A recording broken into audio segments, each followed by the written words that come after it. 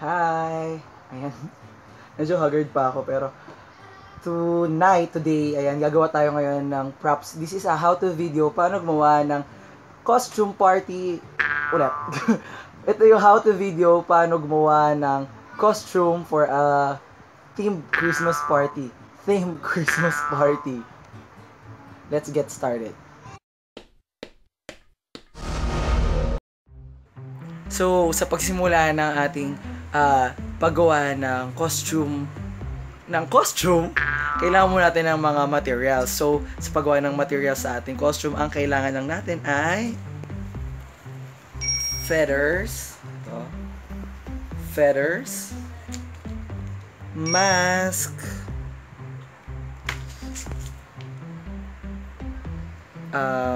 Curtain clip. Scotch tape. Scissors. Spray paint. And some other materials like lagare, what else? Some glue gun, and some effort, creativity. So, ito na talaga. Una, ang gagawin natin, tada! Hahatiin natin itong clip curtain gamit ang lagare. Ayan. So, pag nahati na natin ito na ang kalalabasan. Tadan! Tadan! So, itong mga gilid-gilid niya, i-smooth na lang natin gamit ang liha.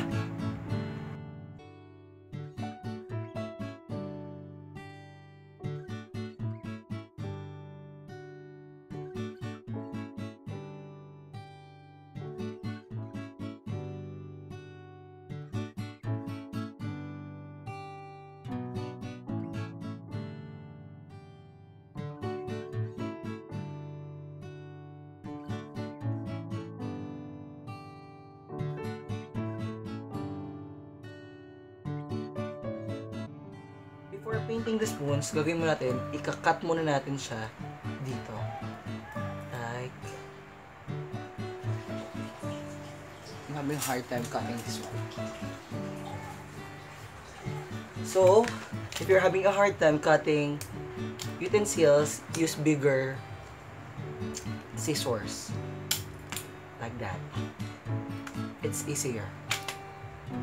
So, after natin gupitin lahat ng mga kutsara, gagawin natin is kapalahin na rin natin siya. Pag pintura, ginagawa lang ng matatanda. Kung kayo ay bata, magpatulong sa kung kayo matanda, kayo ay bata, magpatulong sa mga nakatatanda. Ayan. Tapos, kaya natin sila.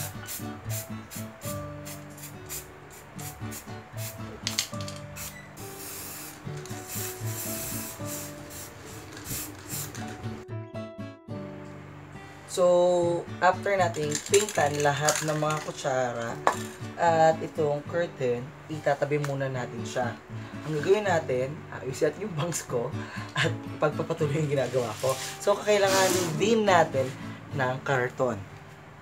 So, ang gagawin natin is iti-trace natin ito here.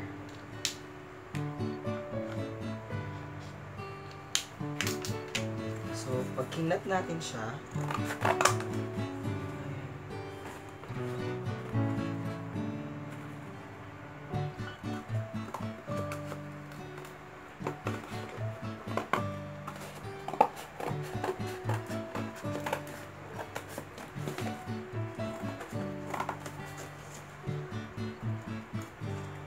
hindi natin i-cut sa ibabaw.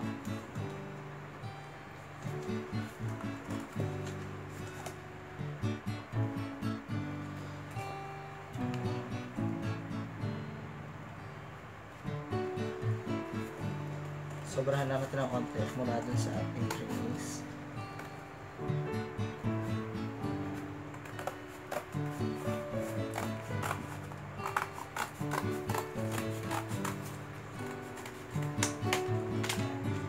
Para pag nilagay natin siya dito mamaya. Ganyan. So,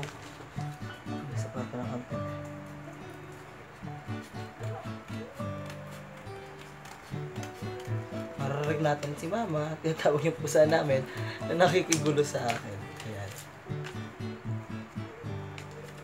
Nilagay natin itong ganyan. Pero, bago natin siya ilagay na ganyan, tingnan muna natin ang maganda. Ayan. So, I think we don't need to repaint here.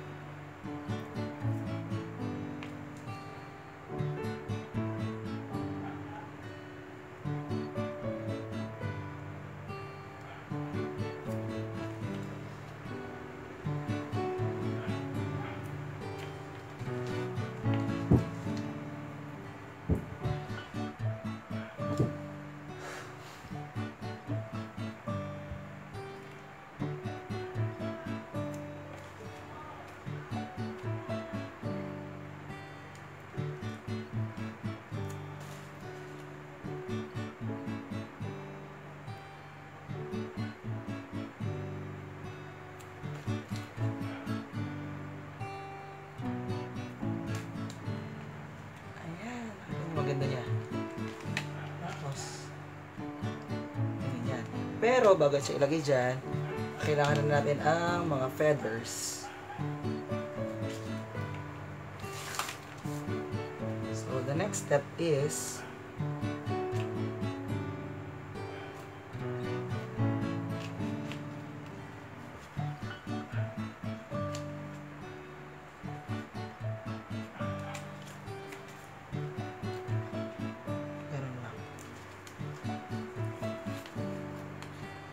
so, kailangan nga natin siyang i-cut according doon sa ating trace.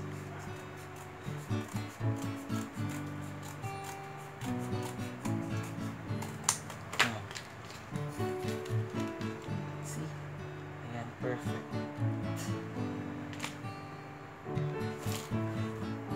And now, we need our glue gun.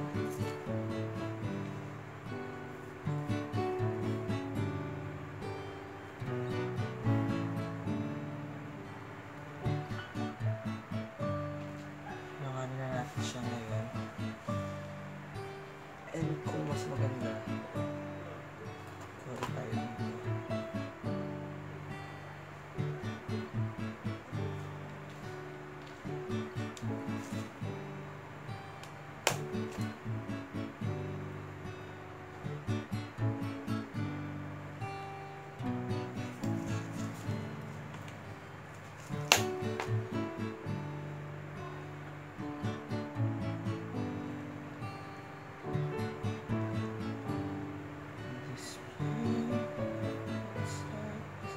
So, mali nga.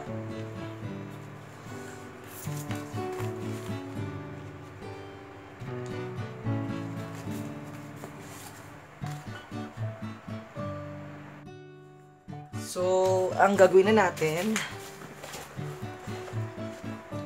lalagay na tayo ng feather dito.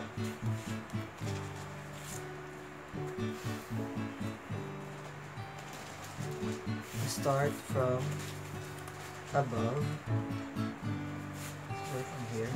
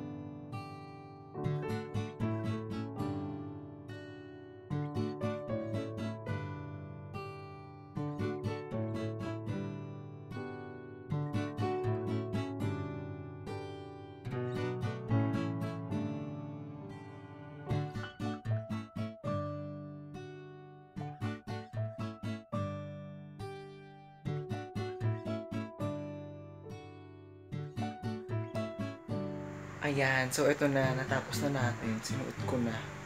Tignan nyo ah.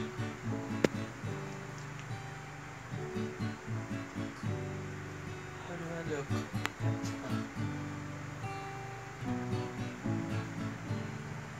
Thank you. Thanks for watching. And kung meron kayong tanong regarding sa ginawa kong headdress, comment below. At abangan nyo rin yung mask ko. Tignan nyo na lang doon sa Facebook page ko. Ayun na, nahulog na yung mask ko. Thanks for watching.